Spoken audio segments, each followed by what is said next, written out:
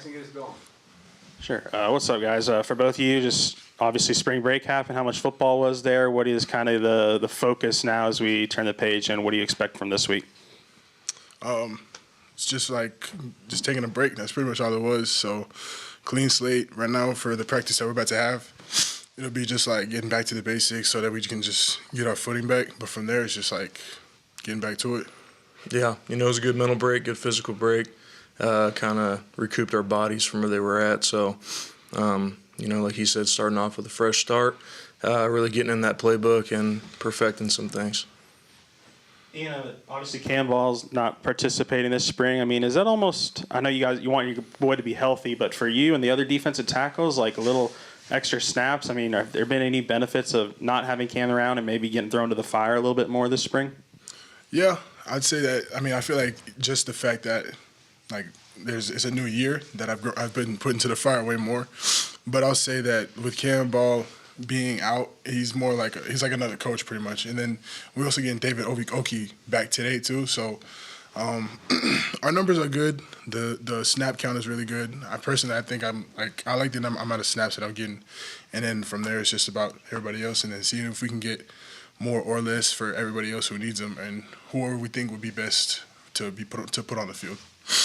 Caden, take us through kind of your recruitment process in the transfer portal and your decision to come to Arkansas.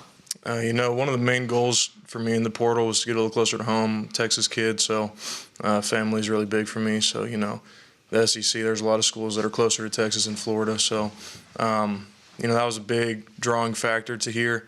Coach Mateos has coached a lot of great centers in his career. So, just seeing that.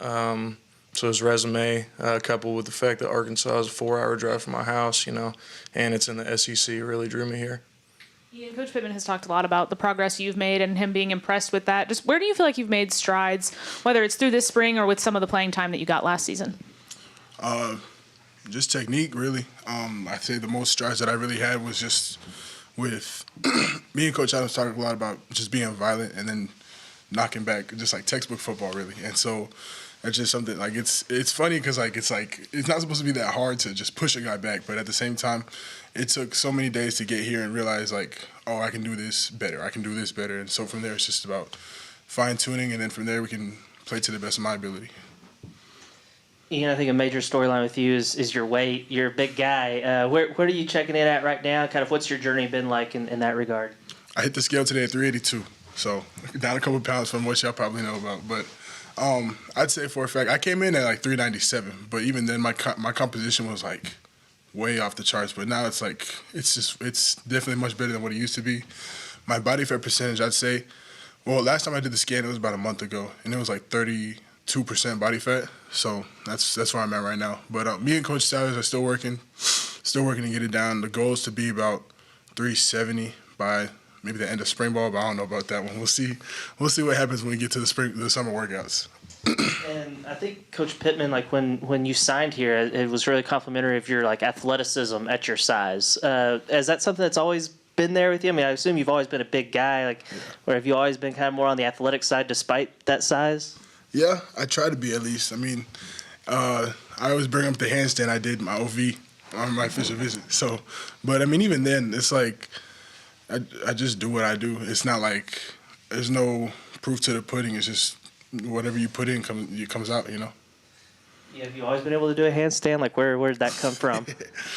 I kind of just winged it. I tried it a little bit. I knew I could do a cartwheel, so I was just it's easy. Just stand still next time. Don't go all the way.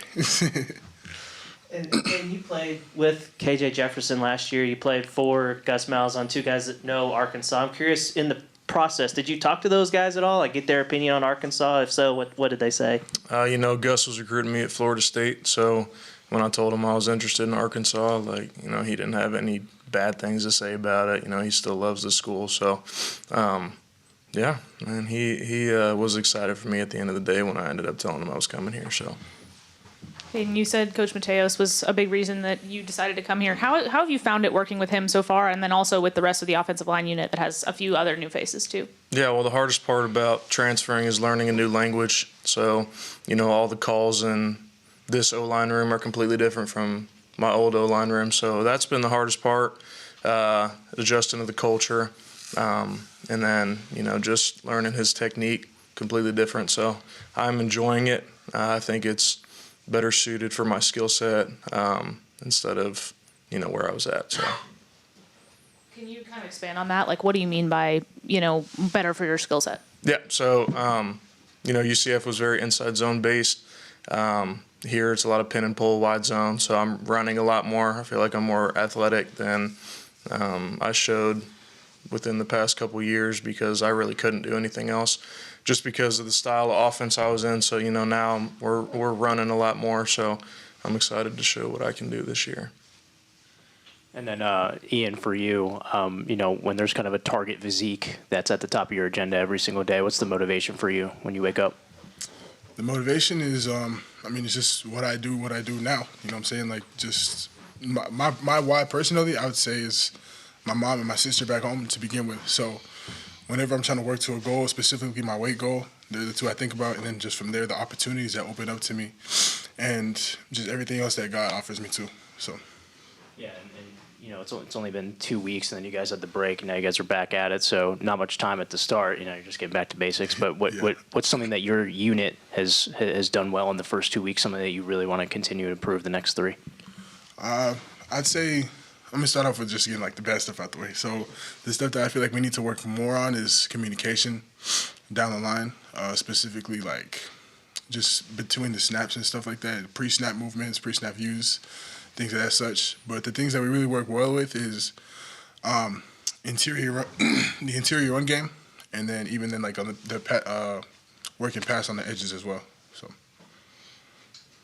And then, Caden, for you, obviously, some new faces on this line. It's almost tough in a way to kind of have to step. I mean, obviously, a break is maybe always welcome, but is it tough to, step away when you just want to keep working with the guys, meeting them? Yeah, that was one big emphasis of the first half of this spring. Really, the first half of this semester in a whole is just learning everybody, how they are as people, how they are as players, earning their trust. We hold weekly poker nights to kind of break the ice and, get to know each other on a deeper level. So, it was a big emphasis for me to, gain everybody's trust this first half of spring. And, I'm looking forward to the second half. Did you guys play poker over break, and who's the best? I went home over break. So the best, Blake Ford's a pretty good poker player. But, yeah, we're all just having fun at the end of the day.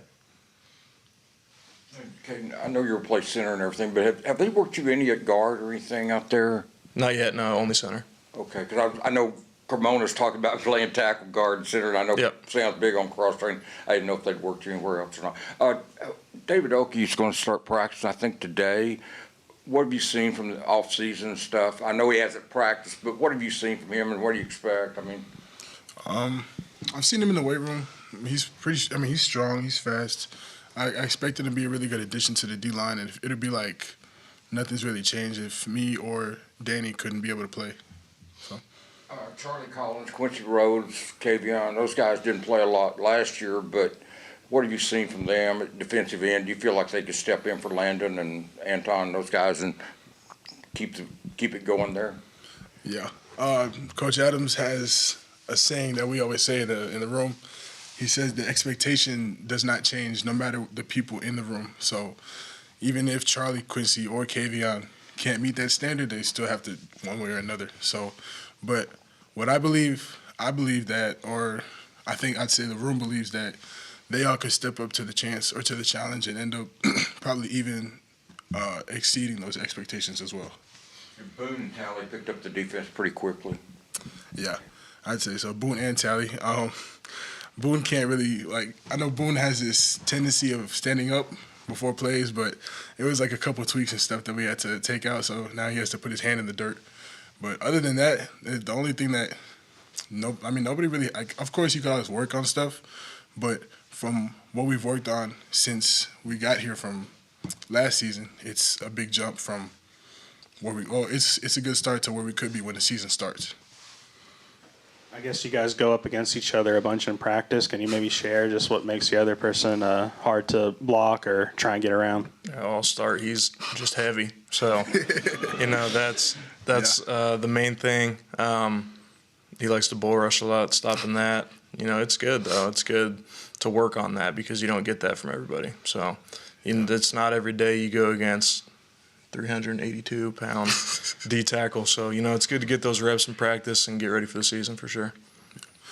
I'd say for him with Caden, he's twitchy. He's fast, really laterally. That's something I have to work on personally. But if it's like stretch and I'm in a zero, then it's something I really have to work on not getting cut out. And then also he's really good with his hands too. If I'm trying to get my hands inside, and like he's pretty much just like already there, which is funny because my arms are longer too. But sometimes he'll get me, other times he won't. But it's good competition at the end of the day. It's 50-50 for sure.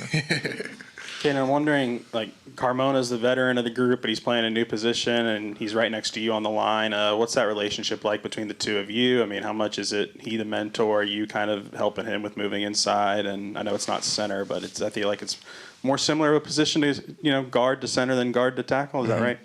Yeah. Well, we kind of clicked instantly. It was one of those relationships. So he's a great person. And I'd like to think of myself as a vet too now, just at a different school. So we kind of have that same mindset on what we want the line to look like.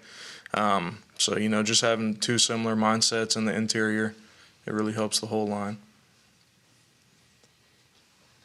Caden, how's the relationship with Talon, and how much has he helped? I mean, obviously he's not an offensive lineman, but how much does it help having a guy that's been in the system at quarterback? Yeah, he's an expert at what he does, or at least he tries to be. So, that's inspiring with me getting in the playbook and everything like that. So he's always grinding, always working on his craft, always watching film, doing something to help the team. So just seeing that, me and Talon met a long time ago, so he helped me in the recruitment process as well. So, just his commitment to the game is honestly inspiring, and it makes me want to do better as well.